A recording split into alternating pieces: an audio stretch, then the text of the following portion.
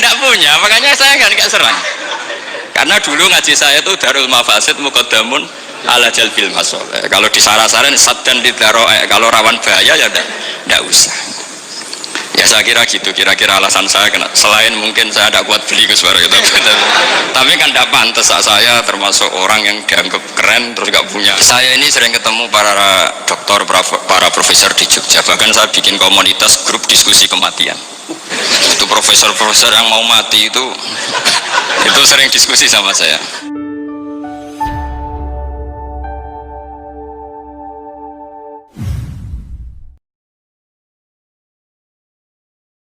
Selanjutnya barangkali kita akan mendengarkan begitu paparan dari, kita langsungkan saja dari Dr. Kiai Haji Abdul Ghafur Maimun 20 menit dan Kiai Haji Bahauddin Nur Salim selama 20 menit begitu.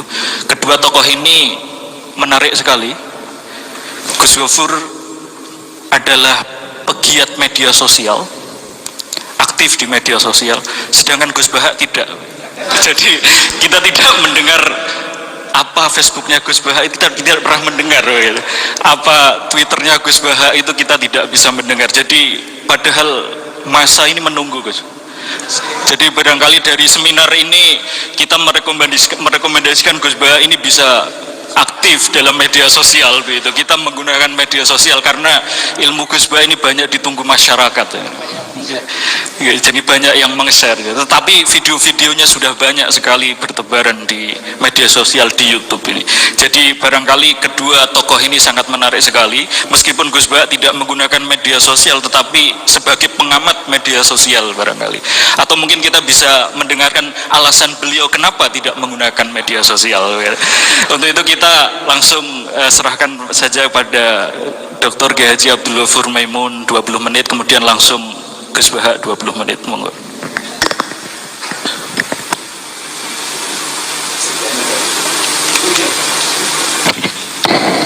Assalamualaikum warahmatullahi wabarakatuh. Bismillahirrahmanirrahim. Tabarakalladzi nazzala al-furqana ala 'abdihi liyakuna lin nadhira. Allahumma ala sayyidina Muhammadin wa ala alihi wa sahbihi wa sallim asma'in nama ba'du. Yang kita hormati bersama Syekhina Murabbi Ruhina Kiai Haji Maimun Zubair wa ahli baiti. Juga gak lupa Mas Hakim sebagai direktur atau termasuk penguasa ya, penguasa TV 9 yang tadi mempromosikan TV 9. Karena ini nuansanya seminar, maka saya punya pemikiran yang berbeda biar kesannya itu udah kong kali kong. Saya melihat bahwa kita ini sudah subjek bukan objek. Karena setahu saya santri-santri itu misalnya ngapalkan alfiah capek, terus manfaatkan lihat sinetron. Jadi mereka itu alat untuk kita terhibur. Bukan kita diperalat sinetron, tapi kita memperalat sinetron. Misalnya tadi beliau cerita bapak-bapak jadi korban karena ibu-ibu melihat bapak-bapak yang ganteng pakai jas uangnya banyak. Sebetulnya ibu-ibu juga jadi korban karena nggak secantik yang di TV. jadi ini penting saya ketahui. Begitu juga melihat Real Madrid misalnya. Kita ini kalau ngidolakan pemain lokal, kan datangan pelatih, ngelatih itu mahal, bikin stadion mahal, mendingan ngidolakan yang sudah jadi. Lagi-lagi mereka kita jadikan objek dari keinginan kita yang nggak mau repot-repot ya, beli yang instan gitu. Jadi ini mungkin yang saya beda dengan beliau. Saya ini sering ketemu para dokter, para profesor di Jogja, bahkan saya bikin komunitas grup diskusi kematian. Itu profesor-profesor yang mau mati itu sering diskusi sama saya. Kenapa ini penting? Karena mereka bilang gini, Pak Bahar, dunia ini pasti kita tinggalkan saja, perumusnya banyak. Masa kematian yang kita songsong nggak ada perumusnya gitu. Makanya kita bikin tim perumus kematian. Terus saya bilang ini bedanya profesor sama intelektual. Kalau intelektual itu diskusikan yang profan, dunia itu profan, nanti habis. Kalau kematian itu abadi. Maka untuk orang jadi profesor sarannya harus tahu tentang kematian. Dari provokasi ini banyak teman-teman diskusi kematian ini. Ini penting saya utarakan karena dunia apapun hebatnya seperti yang dipandang Mas Hakim bisa dibalik juga. Misalnya orang bilang Israel nggak bisa dikalahkan, sebetulnya hingga sekarang pun Palestina nggak bisa dikalahkan. Hebatnya apa? Israel nyatanya tidak bisa menghilangkan Palestina, paling di Google dihapus itu saja. sama. Apa sih banyak punya TV banyak, pemirsanya banyak? Sebetulnya TV itu menggantung banyak pemirsa, dan itu kita. Sebetulnya mereka yang bergantung kita, apa kita yang bergantung mereka? Zaman ibu-ibu belum ada sinetron, mereka terhibur, ngerasani tonggo, petanan, macam-macam. Artinya punya cara untuk hiburan. Lalu TV-TV ini menjadikan mereka objek untuk jadi kaya. Ini gimana supaya kita jadi kaya, mereka jadi pemirsa, jadi apa, macam-macam. Jadilah kita objek. Tapi karena kita orang pinter, ibu-ibu pinter, sebenarnya TV mereka subjek juga, ibu-ibu. Delok bojone ra ganteng ya delok yang di TV kan gitu.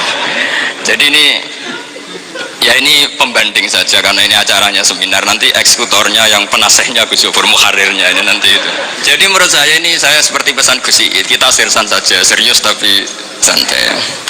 Karena setahu saya sering diskusi sama Gus Yofur, kemarin diskusi tentang waktu di Denmark, di Eropa itu disamakan, dikonversi waktu yang ada katulistiwa, apa setiap negara punya aturannya sendiri. Karena Denmark itu ada masa tertentu yang siang itu sampai 3 bulan.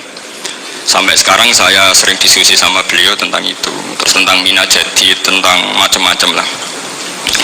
Setahu saya begini ya, pernah ada guyonan di beberapa ulama, pernah dipertanyakan, cengkeh itu kan wangi, sehingga kalau kue tar itu dikasih cengkeh. Oke, kita sepakat dalam konteks bikin kue tar itu cengkeh dikategorikan pewangi. Lalu kategorinya adalah pewangi. Pertanyaannya berarti kalau orang haji, ikhram, merokok itu wajib bayar dam karena pakai pewangi. Itu hampir putus. Karena dikonsensus oleh ahli-ahli pakar kue itu termasuk kategori pewangi. Tapi ketika ada pembanding, ini Mas Agi, ini pentingnya pembanding. Lalu berarti orang Jumatan disunatkan rokok, kan harus pakai. Kesunatannya kan pakai pewangi gitu. Nyatanya tuntas juga. Enggak jadi, akhirnya keputusan itu udah jadi. Jadi kalau saya ditanya Gus Barok, cara ngelawan apa hegemoni barat atau derasnya media massa, ya sudah, kalau nggak punya kan nggak keserang. Makanya saya tidak punya gitu.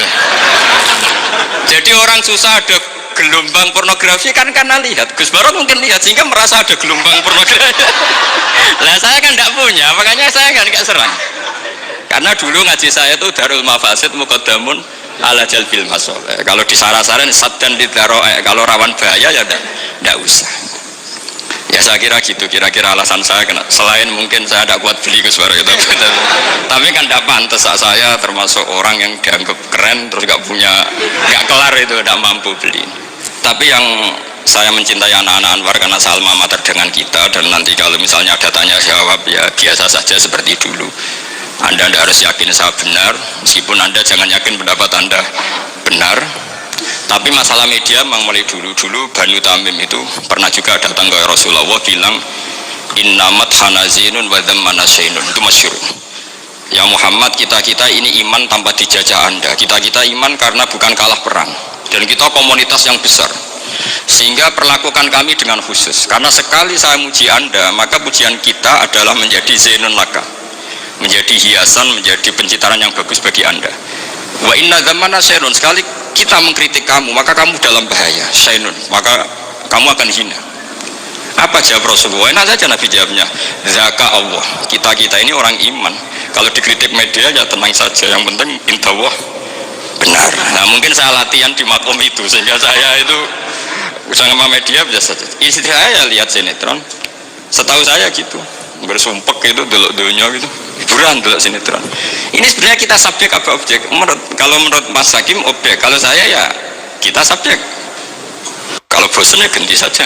Kalau bosan ganti saja. Jadi kita yang memainkan mereka, bukan kita yang dimainkan mereka. Yang pegang remote kita. Nah, saya kira ini yang ringan-ringan saja, seperti pesan Gus Iyad tadi, sirsan itu serius tapi santai. Ya biasa saja menurut saya, ini zaman nggak bisa dilawan ya. Saya juga beberapa kali ketemu menteri, ketemu pejabat ya, kita sering diskusi. Kadang-kadang mereka bilang, Gus, mbok ya usul tentang sebetulnya tata negara itu kayak apa. Saya bilang ini basa-basi, ada pakarnya, tata negara itu sudah ada pakar. Kalau sampean tanya tata akhirat, saya jelaskan.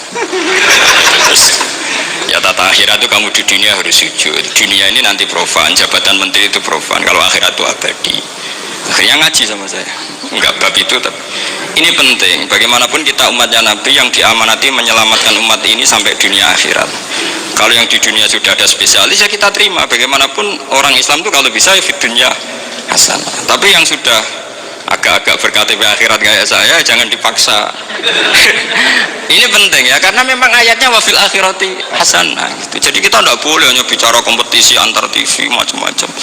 Kalau antar program pengajian mau saya, karena itu ya saya kira demikian. Ini penting ya pembanding itu, karena saya punya cerita ya, betapa Rasulullah SAW ini sangat-sangat akademik ya. Saya punya cerita agak serius. Setelah ini selesai, saya ini terakhir ke suara. Suatu saat ada seorang sahabat, ini yang disetujui atau diamini oleh para ahli tafsir.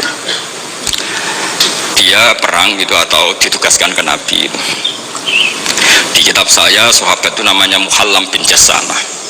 Saya nggak tahu kalau nama itu di kitab Anda, karena beda kitab namanya beda. Dulu itu kalau saya jago Tyson, kok Tyson kalah, oh di TV saya Tyson menang gitu. Tapi semenjak ada real time katanya nggak mungkin nanti. Kalau Tyson menang ya menang semua.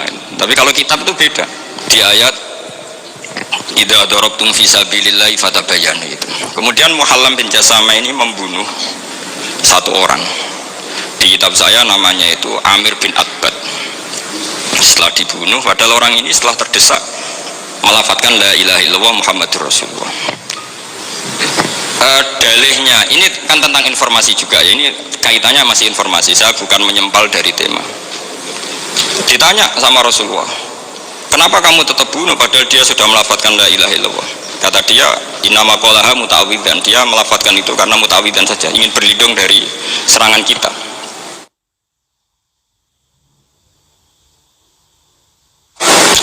Kata Nabi masih ya, Nabi itu kan nggak mudah terpancing emosi. Halla syaqaqta an batnik, bahwa kamu bedel ya, atau kamu bedah lah hatinya isinya kayak apa. Si Mulaham tadi masih balik loh, ya Rasulullah, lau syaqaqtu batnahu akuntu a'lamu ma fi qalbi. Kalau saya bedah Pak, saya terus tahu apa isi hatinya. Kata Nabi, ya kamu tetap nggak tahu, meskipun kamu bedah hatinya kamu tetap nggak tahu. Kenapa engkau nyuruh bedah ya Rasulullah?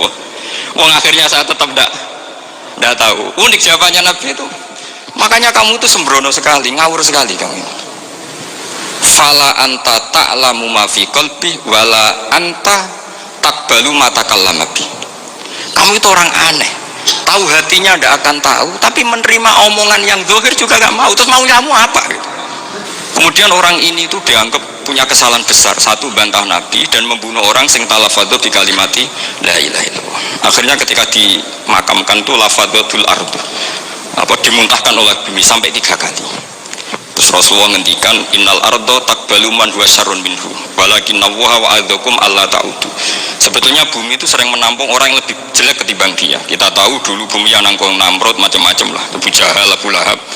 Tapi kenapa ini jadi begini, nggak diterima bumi? Karena Allah wa'adzakum alla ta'udu. Allah memberi nasihat supaya kamu tidak mengulang. Artinya begini teman-teman santri ya, dalam menerima informasi itu ada hal-hal yang butuh kita sikapi, ada yang enggak misalnya gini, masalah talafut bi kalimati syahadah, bi kalimatai syahadah, itu siapapun yang melafadzkan harus kita terima karena ini kalimat sakral.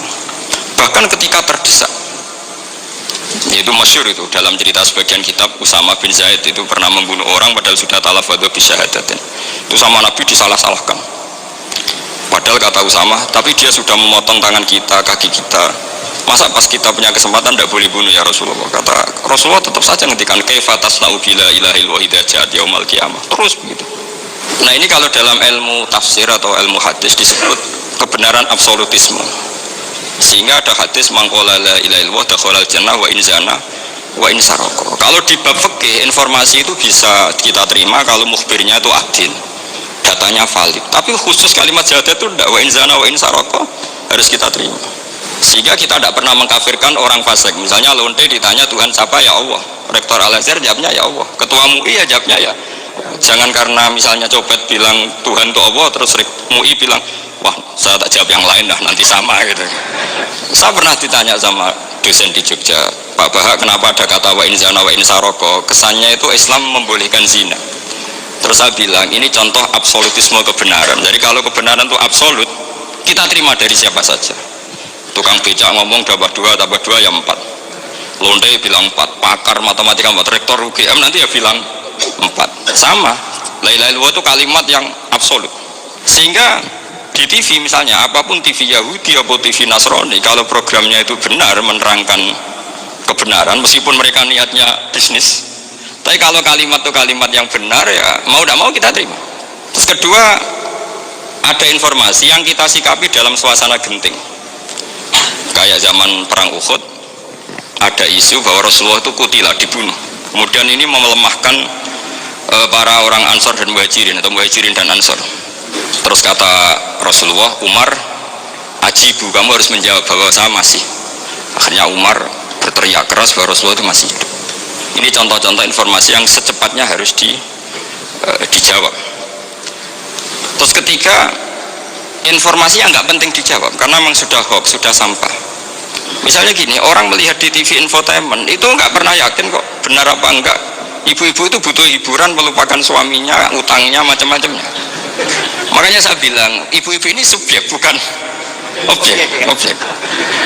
Jadi ini yang saya beda dengan Mas Hakim. Tentu saya punya sisi kesalahan, karena saya juga nggak perlu akurat, kan ini tidak bidang saya. Tapi cukup jadi pembanding, karena ini menyangkut harga diri Mas Hakim. Kesannya kalau kita objek kan kita ini kayak orang bodoh yang diatur-atur gitu. Tapi kalau subjek kan keren gitu, kadang-kadang. Ya saya kira demikian. Assalamualaikum warahmatullahi wabarakatuh.